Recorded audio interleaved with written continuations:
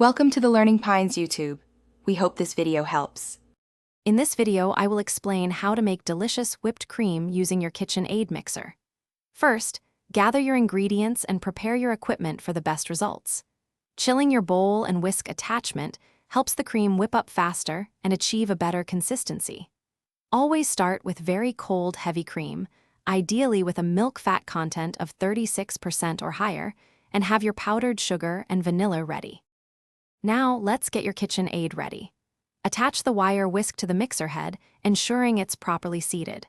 Then, place your chilled mixing bowl onto the base and twist it to lock it securely in place. Pour in your cold, heavy cream, powdered sugar, and vanilla extract. Start the mixer on a low speed, like setting 2, to gently combine the ingredients and avoid any messy splatters.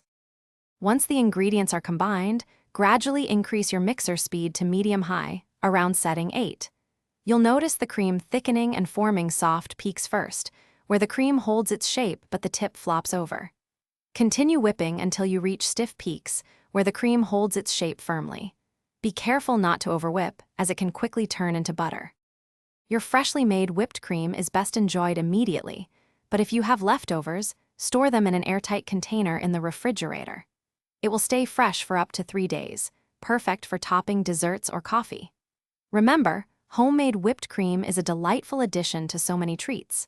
For more great kitchen tools and deals, including those fantastic leak-proof containers for easy meal prep, be sure to check out the links in the description below this video. Enjoy your delicious creation.